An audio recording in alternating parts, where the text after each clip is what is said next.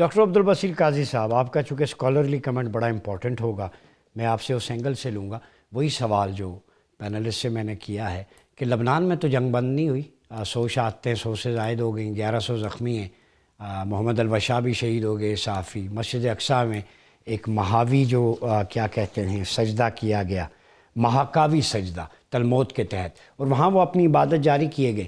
40 دن مسجد اقصیٰ بند رہی، کسی کے کانوں تک جوں نہیں رہیں گی، قبلہ اول ہے ہمارا۔ تو لبنان قبلہ اول مائنس کر کے یہ ساری بیٹھک اور سارے تناظر کو آپ کیسے دیکھتے ہیں؟ آپ نے جزاک اللہ خیر، آپ نے اپنے سوال کو بڑا لوڈ کر دیا اور آپ نے اس کے اندر جو ہے نا بہت ہی کچھ امپورٹنٹ ویکنیسز کی طرف اشارہ کیا ہے، جیسے کہ غزہ کا اس معاہدے کے اندر نہ ہونا، اسی طریقے سے لبنان کا ہمارے جو اہلکار ہیں وہ تو ہمیں بتا رہے ہیں کہ وہ ہے شامل، لیکن امریکہ نے کھلم کھلا کہہ دیا ہے، اسرائیل نے حملہ کیا، جیسا آپ نے اپنی تمہید میں بھی بتایا نیتنیاہو نے کہا ہے کہ اس میں شامل نہیں ہے، کہنے سے بھی زیادہ اس نے 2 گھنٹے کے اندر وہاں پہ حملہ کیا لبنان کے اوپر اس کے ہونے کے بعد، اور اس میں 195 شہادتیں جن کا آپ نے بھی ذکر کیا، 1165 زخمی، مطلب انپریسیڈنٹڈ لیول کی سٹرائکس انہوں نے کی۔ میں دیکھیں اس کو ایسے دیکھتا ہوں کہ آپ نا وہ ایک بل فائٹ ہوتی ہے جس میں وہ سانڈ جو ہے آپ کے اوپر چڑھا دوڑتا ہے اور آپ نے ایک خاص قسم کا وہ لال رنگ کا کپڑا پکڑا ہوتا ہے اور بڑی مہارت سے جب وہ آتا ہے تو آپ اس کو اس کپڑے کے ذریعے ایک طرف وہ کر دیتے ہیں۔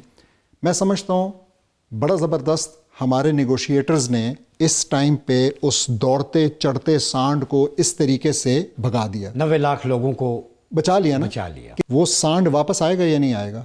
ہمیں قرآن کیا بتاتا ہے، ہمیں حدیث کیا بتاتی ہے، ایگزیکٹلی ہمیں تاریخ کیا بتاتی ہے، اور ہمیں پچھلے 2 سال کی تاریخ کیا بتاتی ہے، بار بار، یعنی وہ نیگوشیٹنگ ٹیم کو بھی جا کے ایک دوست ملک قطر کے اندر وہ اٹیک کر کے مار دیتے ہیں، یہ تو انبیاء کے قاتل ہیں۔ ایگزیکٹلی تو اب ہمیں بہت امپورٹنٹ ہے۔ تو میں یہ کہتا ہوں کہ دیکھیں بہت زبردست کام کیا، اگر ہم نے ٹائم بائی کیا ہے اور ہمارے رولرز نے ٹائم بائی کیا ہے بنیان مرصوص بننے کے لیے، یعنی کہ ہم مسلمان، پاکستان اور ایران، رسول اللہ صلی اللہ علیہ وسلم نے یوں اشارہ کیا تھا دولت مشترکہ ہو جائے۔ ایگزیکٹلی تو اگر اس کے لیے کیا تو بہت زبردست ہے، اور اگر اس کے لیے کیا ہے کہ دیکھیں امریکہ کی حالت جسٹ چند گھنٹے اس معاہدے سے پہلے کیا تھی، آپ تھوڑا سا پکچر دیکھیں نا، ایک طرف ان کے 12 جرنیلوں کو فارغ کیا گیا، انہوں نے استعفیٰ دیا، وہ چھوڑ گئے، کس وجہ سے؟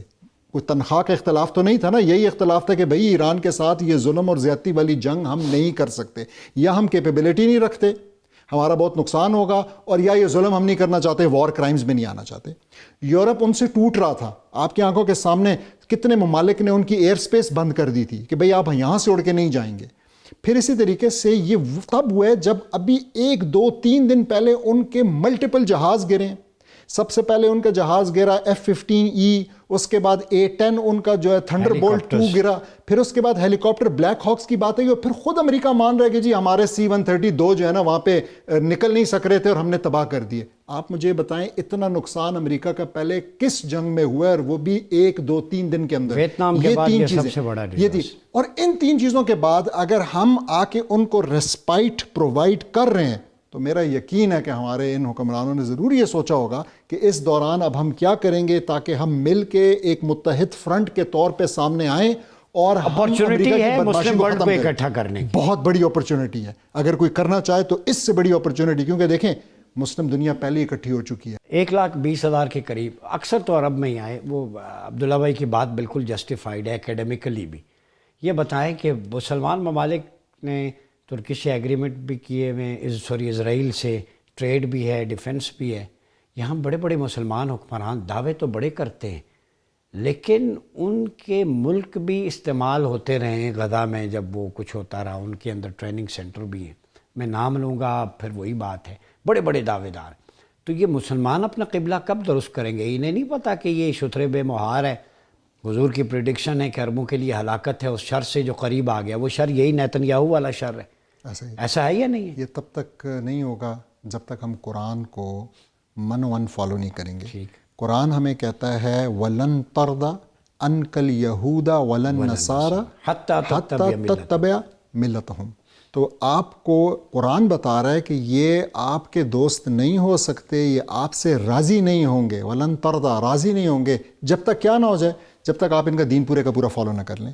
ہمارے پاس 2 چوائسز ہیں۔ ہمارا ہمیشہ یہ خیال ہوتا ہے کہ we will get away with it, ہمارا خیال ہے کہ ایک موٹر وے ہے جس پہ کیمرے والے لگے ہوئے ہیں, 120 کی لمٹ ہے, میں تیز بھی چلاؤں گا کچھ نہیں ہوتا, اور اگر پکڑا گیا تو کیا ہو جائے گا, تھوڑا سا جرمانہ ہو جائے گا. نہیں, ایسا نہیں ہے. یہ تو پھر قرآن نے یہ بھی تو کہا ہے ڈاکٹر صاحب کہ یہ آپ بڑی امپورٹنٹ پوائنٹ ہے, اشد الناس عداوۃ للذین اشرکوا والیہود, کہ اہل ایمان کے جو بدترین دشمن ہیں وہ مشرکین اور یہودی ہیں. بالکل قرآن نے کہہ دیا, بالکل ایسا ہی ہے. اللہ معاذ اللہ. اب سوال یہ ہے کہ ہماری پالیسی میکنگ میں ان آیات کا کوئی رول ہے یا نہیں ہے؟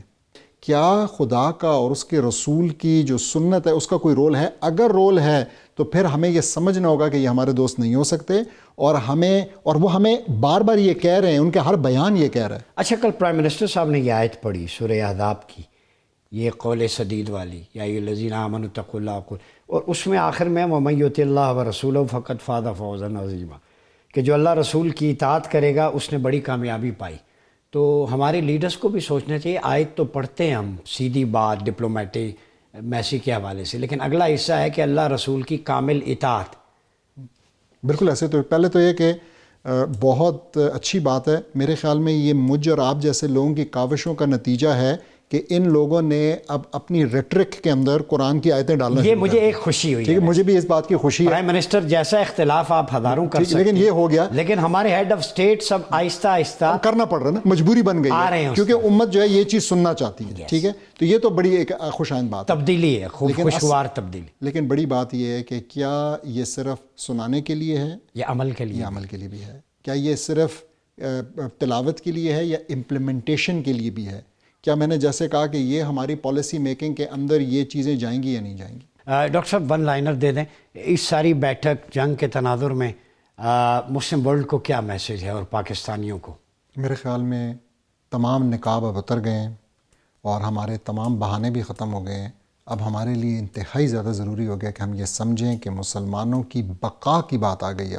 اب آپ اس بات کو ڈسکشن کو چھوڑیں کہ یہ اللہ کا حکم ہے, اب تو ہماری بقا کی بات آ گئی ہے. کیوں نہیں یہ سمجھ رہے ہیں کہ ہمیں یونائٹ ہونا پڑے گا, ورنہ ایک ایک کو چن چن کر اسی طریقے سے ختم کیا جائے گا. مجھے نہیں سمجھ میں آتی اب مزید کس چیز کا انتظار ہے, کیا ہونا رہتا ہے جو کہ ان لوگوں کی آنکھیں کھول دے.